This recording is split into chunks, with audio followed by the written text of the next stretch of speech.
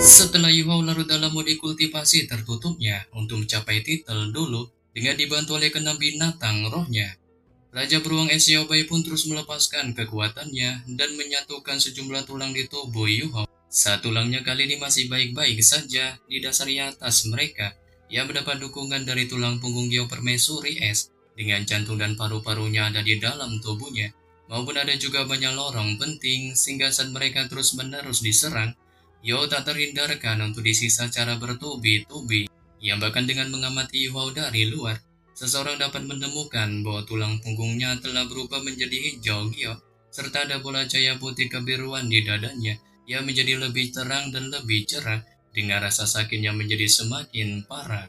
Tapi kendalinya masih tetap sangat stabil dan jika ini adalah guru jiwa lain, kemungkinan dia tak akan mampu menanggung rasa sakit pada besarnya peningkatan maupun setidaknya ia tak akan bisa mempertahankan kendali dengan baik, seperti hal yang dilakukan Yuhao kali ini tetap tak tergerak.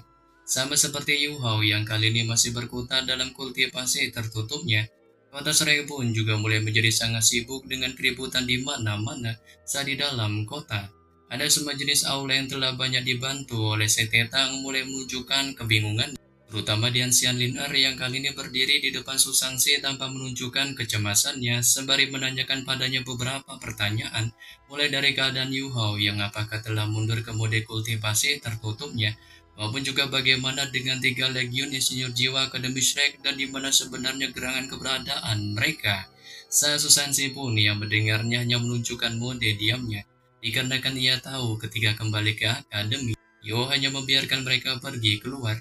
Dengan 3 legiun insinyur jiwa juga masih beristirahat di ruang dimensinya, maupun pada saat ini, Yo juga telah mundur ke dalam mode kultivasi tertutupnya, dan Baby serta Wutong juga tak ada, sehingga buatnya tak tahu apa yang kali ini sedang terjadi.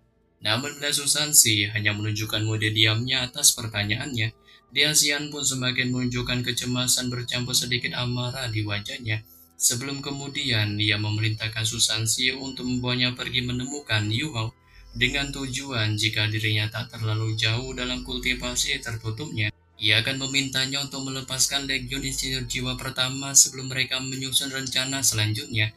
Di dasar atas adanya lebih dari 600.000 tentara dari kerajaan yang terletak di 50 km dari kota Shreknya, dan mereka memiliki setidaknya 8 legiun insinyur jiwa di sana mengawasi akademinya, tanpa mereka bersiap melancarkan serangan terhadap mereka kapan saja. Tapi di sini Susansi pun mencoba bereaksi menenangkannya, sembari beralasan bahwa dirinya takut Yo akan mengamuk jika nantinya mereka datang ke TKP-nya untuk mengganggunya dalam kultivasi tertutupnya. Menyebabkan Dian Xian pun yang mendengarnya merasa semakin terus tertekan sebab ia selalu sangat peduli tentang Yuhao. Tapi entah bagaimana kali ini ia terus dirundung rasa cemas didasari atas pemuda bagong itu yang secara kocaknya memilih untuk mundur ke dalam mode kultivasi tertutup tanpa membiarkan 3 legiun insinyur jiwa akademi keluar dari ruang dimensi miliknya. Mengingat kehadiran ketiganya sangatlah penting untuk perlindungan kota Shrek, maupun ia tak berharap tindakan Yuhao DKK ini sangat gila, dikarenakan ini menyangkut kehidupan dan kematian akademi mereka, serta jika kerajaan Ryu menyerang, dipastikan mereka akan kebingungan untuk harus melakukan tindakan apa jika pertahanan akademi mereka tak cukup kuat. Namun melihat kecemasan yang terus ditunjukkan Dian Xian, Jiang Nanan pun yang kali ini ada di sampingnya mencoba untuk menenangkannya dengan menyuruhnya untuk jangan panik, dikarenakan itu tak akan membantu bahkan jika dirinya cemas, dan menyarankannya untuk membuat 2 persyaratan. Saat yang pertama, mereka akan membawanya ke tempat Yuhao berada untuk harus dapat merasakan kondisinya, serta jika ia pikir dirinya bisa bangun, mereka akan melakukan cara untuk mempertemukannya dengannya, dan jika tak bisa, ia menyuruhnya untuk tak menunjukkan sifat batunya untuk bertemu dengannya, dikarenakan lagi pula jika Yuhao mengamuk, ia tak akan bisa melafalkan mantra yang terkait dengan kemampuan ruang dimensinya, serta ketika itu terjadi, ia juga tak akan bisa bertemu dengan ketiga legiun insinyur jiwa dari ruang dimensinya. Menyebabkan Dian Xian pun yang mendengarnya hanya bisa menunjukkan kesetujuannya, sebab ia merasa dirinya hanya bisa melakukannya dengan cara ini untuk melihatnya, dan jika orang lain melakukan sesuatu seperti ini, ia juga akan bergegas mengingat temperamen kerasnya.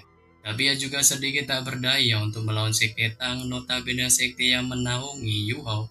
Didasari atas perkembangan Sekte Tang selama beberapa tahun terakhir ini sangat pesat bagi kota.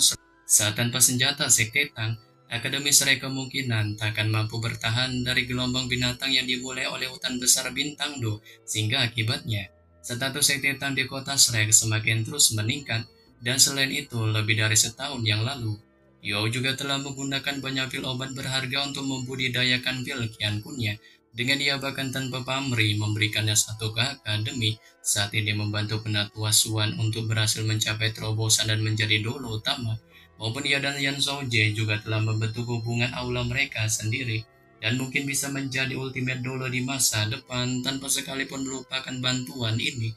Sehingga inilah sebabnya mengapa ia menekan kemarahannya, meskipun ia merasa sosok Yu Hao sangat tak dapat diandalkan untuk saat ini.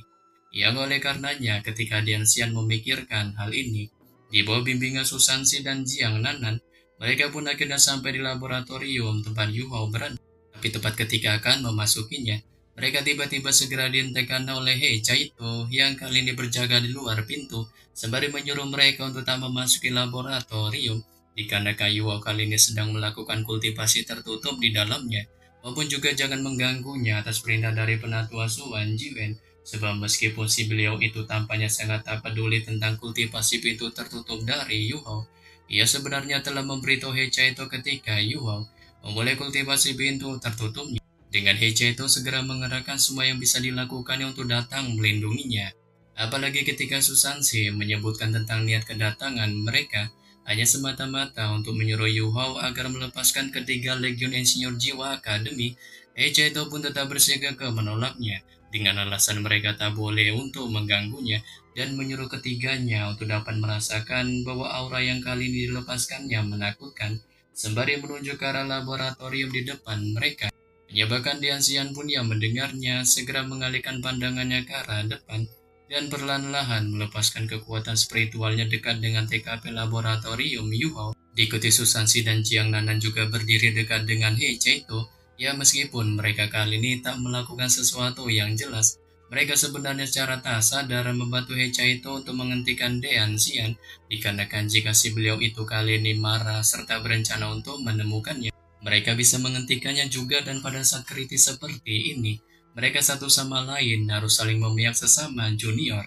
Tapi sayangnya rencana mereka ini tampaknya sia-sia saat Dian Xian hanya merasakan sedikit aura itu sebelum ekspresinya mengalami perubahan dan spontan mengambil langkah mundur. Setelah Dian Xian spontan mengambil langkah mundur, ia juga menemukan laboratorium disegel dengan sangat baik. Di balik logam tebal mengisolasi sebagian besar aura di dalamnya, dan ia bisa merasakan perubahan yang terjadi di dalam laboratorium jika hanya sedikit saja yang bocor. Dengan aura di dalam itu sangat menakutkan, berisikan kekacauan, sehingga buahnya pun secara heran bertanya-tanya tentang gerangan apa sebenarnya yang sedang dilakukan oleh Yu Hao dan mengapa ia mengamuk, memunculkan sejumlah aura kekacauan di dalam laboratoriumnya. Dengan ketika Dian Xian bertanya-tanya akan hal ini, kelompok Hei Chaito pun yang mendengarnya sontak langsung terkejut, dikarenakan mereka tahu jika Yu Hao kali ini benar-benar mengamuk, dipastikan itu akan menjadi bencana besar bagi seluruh penjuru Sekte Tang. Sehingga Bos Susansi pun yang merasa panik akan hal ini, mencoba menanyakan pada Dian Xian mengenai keyakinannya terhadap Yu Hao yang apakah memang benar-benar mengamuk. Saat Dian Xian pun yang mendengarnya menunjukkan model linglungnya, dan ia terus diam-diam merasakan apa yang sedang terjadi pada Yu Hao. Dengan semakin lama ia merasakannya, semakin berubah pula ekspresinya.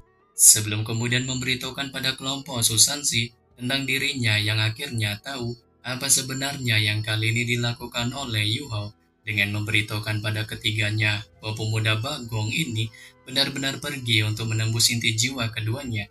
Dan inilah sebabnya mengapa auranya begitu sangat kacau. Hanya saja ia juga merasa heran mengapa situasi yang dihasilkannya begitu berbeda dari Penatua Suan, dikarenakan ia tahu jika itu orang lain, mereka mungkin tak begitu yakin serta itu cukup berbeda. Dengan ia waktu itu telah pergi dalam kultivasi tertutupnya bersama penatua Suan dan secara pribadi merasakan perubahan dalam auranya ketika ia mencoba membuat terobosan, sebab saat itu penatua Suan membelinya dan Yan Saoji untuk menemaninya dalam kultivasinya. Saat ini karena mereka berdua adalah yang paling mungkin untuk mencapai tingkat yang sama. Mengingat dengan mengkonsumsi pil keberuntungan Qian Kun adalah yang terbaik untuk mereka. Bahkan Dian Xian juga tahu selama beberapa tahun terakhir ini, Yo telah berkembang cukup pesat dan dengan kecepatannya itu, ia bakal lebih dekat dengan generasi penguasa jiwa mereka saat sekarang mencoba untuk inti jiwa keduanya. Kemungkinan jika ia berhasil melakukannya, dipastikan dirinya mungkin bisa menjadi orang pertama dalam sejarah Akademi Shrek yang memiliki dua inti jiwa sebagai titel dulu, sehingga dengan cara ini, ia terikat untuk menjadi dolo transenden kelas 98 di masa depan. Sehingga ini pun membuat kemarahan yang ditunjukkannya akhirnya menghilang. Dengan merasa pembentukan inti jiwa kedua Yu-Hao akan sangat menguntungkan bagi Akademi Shrek-nya. Sebelum kemudian ia pun mengalihkan tatapannya ke arah kelompok Susansi dan menyuruh ketiganya agar mengawasi kultivasi tertutup Yu-Hao dengan cermat, serta jangan membiarkan orang dekat dengannya maupun juga mengganggunya. Sebab ketika Tuan Jiwa mencoba untuk menerobos inti jiwa kedua mereka, kondisinya pasti sangat kompleks maupun banyak hal dapat berubah secara instan, dan ia akan pergi serta bertanya langsung kepada penatua Suan, mengingat si beliau itu merupakan satu-satunya orang yang memiliki pengalaman dalam hal ini. Dengan setelah kepergian Dian Xian, Heicheto dan Susansi Jiang Nanan pun saling memandang, dikarenakan ketiganya tahu kekuatan jiwa mereka semua di atas peringkat 80, tapi mereka masih agak jauh dari menjadi titel dulu. Apalagi Heicheto yang mengetahuinya juga tak kuasa menghela napas tak berdaya. Dengan tak menyangka Yu-Hao terus melebarkan jarak kemampuannya semakin jauh dari mereka sesama anggota Monster Shrek. Diikuti Susansi pun yang juga menunjukkan hal yang sama, sebab ia masih ingat bagaimana ia waktu itu menendang Yua ke udara dengan satu kakinya. Ketika ia pertama kali bertemu dengannya, ia masih dalam kondisi cupu, sehingga Bonnya pun berharap ia akan berhasil dalam penerobosannya. Sebab ia tahu jika dirinya kali ini berhasil, maka dipastikan Sekte Tang akan benar-benar menjadi jauh lebih kuat, maupun dengan kemampuan Wutong yang notabene sudah menjadi titel dulu, dipastikan kekuatan bertarung mereka akan terus meningkat ketika mereka menggabungkan kekuatannya.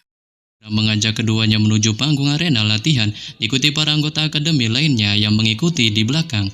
Dengan ketika sampai di sana, Yo pun bisa melihat panggung arena latihan ini telah dibangun di atas gunung, dan ketika pembatasan selesai dibangun, mereka tampak terlihat sangat mencolok di balik kilau cahaya kuning penghalang menelan seluruh penjuru puncak gunung. Sebelum kemudian ia pun perlahan menggenggam erat tangan Tang Wutong saat mereka berdiri di hadapan Yan Saoji. Di bawah kekuatan jiwa mereka saling terkesan mengalir dan kekuatan Haodong mereka melonjak. Yang bahkan kekuatan fisik Yu-Hao melebihi orang lain dengan peringkat yang sama, sebab setelah ia mendapatkan cincin jiwa ke-8-nya dengan esensi es misterius beraneka ragamnya, maupun pil naga yang telah diberikan Long Xiaoyao, ia nyatanya kali ini tak terlalu terpengaruh meskipun seberapa kuat energi Haodong mereka. Selain itu, Yu hanya merasa seperti kekuatan jiwa di dalam dirinya melonjak, dan terkadang kali ini rasanya pusaran air akan muncul. Dengan kekuatan jiwanya yang murni mengalir sangat murni tanpa adanya energi kotor sama sekali, dikarenakan ketika kekuatan jiwa yang kuat mengalir ke tubuh Tang Wutong, ia tampaknya juga merasakan situasi nyaman dan juga cukup kuat untuk menanganinya, sehingga membuat kekuatan jiwa mereka pun kali ini sepenuhnya bersatu dengan aura mereka secara cepat naik, dan niat bertarung mereka yang kuat melonjak ke arah Yan Saoji mencoba untuk menekannya, menyebabkan Yan Saoji pun yang melihatnya hanya menunjukkan mode santuinya sebelum kemudian tubuhnya mulai memancarkan cahaya kemasan. Dan tiba-tiba udara dalam 10 meter persegi darinya mulai beriak, seolah-olah sedang dipanggang oleh api yang sangat kuat, dan beliau segera mempersilahkan Yu-Hao serta Tang Wutong untuk memulai pertarungan. Saat ini pun buat keduanya segera memunculkan energi sangat keras di panggung arena latihan, dan Yu-Hao melepaskan cahaya kemasan dari tubuhnya, sementara cahaya biru muncul dari tubuh Tang Wutong. Dengan kedua cahaya itu kemudian berpotong dan menyatu satu sama lain, sebelum itu menyebar keluar serta menghancurkan energi kuat yang telah dilepaskan oleh Yan Saoji. Sontak saja melihat hal ini, Penatua Swan dan para anggota Akademi Shrek pun menunjukkan rasa herannya dengan tak menyangka penggabungan kekuatan Yu Hao dan Tan Wutong menunjukkan dampak yang begitu mengerikan, sebab setelah memadukan jiwa bela diri mereka, kemampuan Yu Hao dan Tan Wutong tampak sudah menjadi sekuat titel dulu, dan mereka tak hanya sekuat titel dulu normal pada umumnya, melainkan juga bisa bertahan melawan praktisi di atasnya. Yang bahkan Penatua Swan melihatnya merasa ini bisa terbilang bakat yang sangat menjanjikan, sebab jika mereka berdua menjadi gelar dulu di masa depan, mereka mungkin hanya memiliki kesempatan melawan Ultimate Dolo bersama, dan beliau merasa puas setelah memikirkannya, sebab selanjutnya sudah waktunya baginya untuk melihat seberapa efektif keterampilan mereka dalam pertarungan nyata.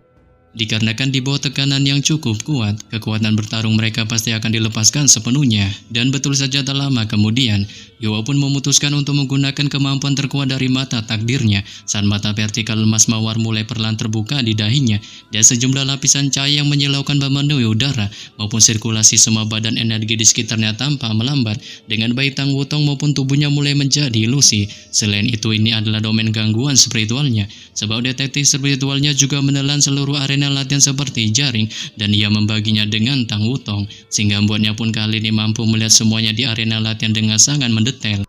Yang meskipun Yan Shaoji telah menyembunyikan dirinya, nyatanya Yu Hao masih dapat segera menemukannya saat dia sepenuhnya melepaskan deteksi spiritualnya. Terlebih lagi kekuatan spiritualnya sudah pada standar untuk seorang dulu.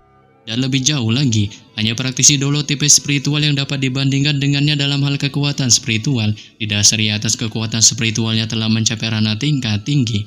Selain itu, Yu Hao sudah lama memikirkan strategi pertempuran untuk melawan Yan Shaoji, dan jika ia ingin mengatasinya dan muncul sebagai pemenang, satu-satunya pilihan adalah mengambil inisiatif melakukan serangan terlebih dahulu, sebab hanya dengan menyerang dan mengendalikan Yan Shaoji, ia bisa mencegah dulu peringkat 97 ini melepaskan kemampuan penuhnya, memungkinkan mereka hanya akan mendapat peluang jika itu terjadi, sehingga inilah sebabnya mengapa Yu Hao segera menggunakan domain gangguan spiritualnya untuk melindungi Tan Wutong dan dirinya sendiri pada awalnya. Dikarenakan domain gangguan spiritualnya adalah keterampilan jiwa tipe kontrol target tunggal, serta itu adalah keterampilan jiwa terkuat dan paling efektif yang ia miliki ketika datang untuk mengendalikan satu orang. Dengan itu pun akhirnya mengakibatkan tubuh Yan Shaoji berubah sedikit kaku ketika ia dipukul oleh domain gangguan spiritual Yu Hao, dan pandangan yang sedikit hilang untuk sesaat muncul di kedua matanya. Namun Yu Hao tak berharap Yan Shaoji tiba-tiba mengambil setengah langkah ke depan meskipun menderita domain gangguan spiritualnya. Dengan tubuhnya berubah sepenuhnya kemasan dan seekor pinik emas membuka sayapnya di belakangnya, nampak dirinya telah secara aman memasuki dunianya sendiri. Ya bahkan ketika gangguan spiritual Yu Hao menghantamnya, Yu Hao merasa seolah-olah serangannya tak mengenai apapun selain udara.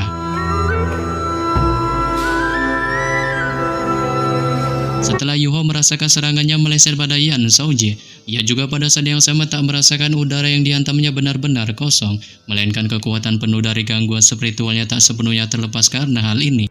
Dengan ini adalah pertama kalinya Yu Hao melihat sesuatu seperti ini, dan ia hanya melihat Yan Shaoji memancarkan cincin cahaya emas dari tubuhnya sebelum kembali normal. Namun Yu Hao bukan satu-satunya yang menyerang, melainkan Tan Wutong juga telah melakukan mode penyerangan saat sayap Dewi Perlindungan kupu-kupunya maupun cincin jiwanya terbuka di belakang punggungnya. Diikuti gelombang heksagram emas telah secara akurat muncul di bawah kaki Yan Shaoji, dan Tan Wutong telah menghitung semuanya dengan tepat. Sebab bahkan jika Yan Shaoji berhasil memblokir domain gangguan spiritual Yu Hao, nyatanya ia masih akan tetap terpengaruh olehnya tanpa bisa sedikit pun menghindari gelombang heksagram emas itu, yang meskipun bagian dari ingatannya milik Wang Dong'er, hanya dipulihkan untuk waktu yang singkat. Resonansi kemampuannya dengan Yu Hao tampaknya datang dengan sangat alami, dan setiap kali energi Haodong mereka muncul kembali, chemistry mereka secara ajaib muncul kembali di sampingnya. Sama seperti yang diharapkan Tan Wutong, Yan Shaoji juga tak sepenuhnya baik-baik saja meskipun berhasil melawan gangguan spiritual Yu Hao. Dikarenakan ketika cahaya kemasan tinggi dari gelombang heksagram emas menelan tubuhnya, ia sama sekali tak bisa melarikan diri dari TKP-nya. Dengan cincin jiwa keenam Yu Hao tiba-tiba menyala ketika ia melakukannya, diikuti mata vertikal di dahinya langsung berubah dari penampilan mawar emas menjadi hitam putih, dan bahkan Penatua Swan serta mereka yang duduk di luar arena menunjukkan keterkejutannya ketika mereka melihat mata vertikal hitam dan putih ini, sembari dengan heran bertanya-tanya tentang keterampilan macam apa ini. Dengan mereka dapat melihat sinar hitam dan putih tiba-tiba muncul di langit, langsung menyerang Yan Shaoji yang sebelumnya telah dipukul dengan gelombang heksagon emas. Bahkan Dian Soja juga mulai merasakan kedinginan mengalir di tulang belakangnya, sementara situasi panik sedikit menjalar di sekujur tubuhnya. Dengan tak berharap kemampuan dua Yu Hao dan Tang Wutong, cara mengejutkan dapat menyudutkannya yang notabene memiliki kemampuan di atas keduanya. Namun Dian Soja pun tak mau menyerah begitu saja dan mencoba untuk segera mengatasinya. Dengan melambaikan tangan kanannya ke udara, dan lapisan aneh cahaya kemasan mulai menyelimuti langit, sehingga mengakibatkan cahaya Dewi Kupu-Kupu milik Tang Wutong pun secara anehnya menghilang dalam kehampaan, tapi rasa bahaya yang membuatnya merinding sebelumnya nyatanya masih ada. Sebelum kemudian ia pun memunculkan kemampuan tinju di tangannya di udara, yang tanpa ampun segera dilesatkannya ke arah Yu Hao, sehingga mengakibatkan Yu Hao pun mulai merasakan seolah-olah ruang di sekitar tinju itu runtuh, dan kekuatan terbatas yang tangguh menekannya dari segala arah, serta meremasnya begitu keras hingga ia hampir tak bisa bernapas. Tampak tinju itu mirip dengan gunung yang besar dan agung, yang melesat ke arahnya dengan cara yang tak terbendung. Terlebih lagi ini bukanlah keterampilan jiwa, melainkan itu adalah keterampilan yang diciptakan sendiri oleh Yan Soje, dengan keterampilan jiwa sempurna menyatu dan tangguh, di mana ia menggabungkan semua energi serta kekuatan di dalam tubuhnya. Sehingga Bo Yu Hao pun secara tak sadar mulai menunjukkan mode seriusnya, dengan mencoba menggunakan 3 ultimate Haodong tertingginya. Tapi saat ia berusaha untuk fokus dan melepaskan keterampilan 3 ultimate Haodongnya itu, tanpa diduga seluruh tubuhnya pun tiba-tiba spontan membeku tanpa bisa digerakkan, sebab sudah lama berlalu sejak ia menemukan 3 keterampilan Haodong tertingginya. Jadi ia sangat akrab dengan bagaimana mereka digunakan, dan bisa dengan sempurna memadukan emosinya, kekuatan jiwanya, maupun kekuatan rohnya untuk mendapatkan efek yang kuat. Dikarenakan secara teoritis, 3 keterampilan Haodong ultimate-nya harus menjadi lebih kuat dengan energi Haodong mendukungnya. Tapi ketika ia mencoba melepaskan mereka, ia menyadari dengan perasaan kaget bahwa dirinya tak bisa menggunakannya lagi. Didasari atas 3 keterampilan Haodong tertinggi berisikan perasaan kebangkitan yang bertahan selamanya. Saat setiap serangan didasarkan pada pikirannya yang intens dan kerinduannya untuk Dong-er, sekaligus ia harus terlebih dahulu menyalurkan kerinduannya yang kuat akan Dong-er ketika ia menggunakan 3 keterampilan Haodong utama sebelum dirinya bisa melepaskannya secara alami. Namun Yu Hao pun memilih untuk membuang semua pemikiran ini dan fokus pada pertarungan. Saat ia mulai menyatukan kekuatan jiwanya lagi bersama Tang Wutong, sehingga buat keduanya pun kembali bertindak sebagai satu. Dan karena Tang Wutong adalah yang pertama menyadari bahwa ada yang salah dengan Yu Hao, ia pada dasarnya tak ragu untuk mengambil langkah maju dan memblokir untungnya dengan mengangkat tangan kanannya ke atas kepalanya, disertai cincin jiwa ke-8-nya melintas. Ia membuat seluruh tubuhnya mulai bersinar di samping cahaya cincin jiwa yang merah darah, dan ia mulai memancarkan cahaya emas cemerlang yang membawa lingkaran demi lingkaran warna kebiruan yang berubah menjadi pilar cahaya besar yang langsung bertemu dengan kepalan tangan Yan Soje. Dengan ketika mereka saling menghantam, sebuah ledakan yang sangat dahsyat pun membuat seluruh panggung arena latihan bergetar hebat segera terjadi. Dengan berbagai penatua yang mempertahankan kubah pelindung pun harus mengalirkan lebih banyak kekuatan ke dalamnya untuk memastikan bahwa mereka memblokir semua gelombang kekuatan jiwa peledak di dalamnya. Bahkan Yan Soje juga muncul dari ledakan, sementara Tang Wutong terhuyung mundur dan jatuh ke pelukan Yu Hao saat kesenjangan mutlak dalam kekuatan mereka telah mengakibatkan semua warna mengering dari wajahnya yang glowing, yang meskipun ia tak terluka parah, nyatanya kekuatan jiwa di tubuhnya mengalami guncangan hebat dan gelombang dari daya Haodong mengalami lonjakan. Menyebabkan Yan Soje pun yang melihatnya sontak menunjukkan keterkejutannya, sebab serangan Tang Wutong sebelumnya nyatanya tak sesederhana dipikirkannya. Ya meskipun ia berada di atas angin, Yan Soje masih bisa merasakan kekuatan jiwanya bergetar setelah melakukan kontak pertarungan dengannya, dan ia harus mengeluarkan sedikit kekuatan spiritualnya untuk mendapatkan kendali kekuatan jiwanya kembali. Mengingat sebagai dekan Departemen Jiwa Bela Diri Akademi Shrek dan menghabiskan seluruh hidupnya menyelidiki berbagai jenis keterampilan jiwa, ia bisa langsung tahu apa yang begitu menakutkan. Tapi melihat Tang Wutong mengalami kesuraman akibat blunder yang dilakukannya dalam pertarungan, Yu Hao pun menunjukkan amarah membara di hatinya dan mulai menunjukkan mode seriusnya dalam pertarungan. Dengan 7 cincin jiwanya tiba-tiba menjadi 8, dan badai salju yang hebat dengan cepat turun ke panggung arena latihan sebelum pada akhirnya ia pun mulai memunculkan kemampuan badas dari tarian salju esnya.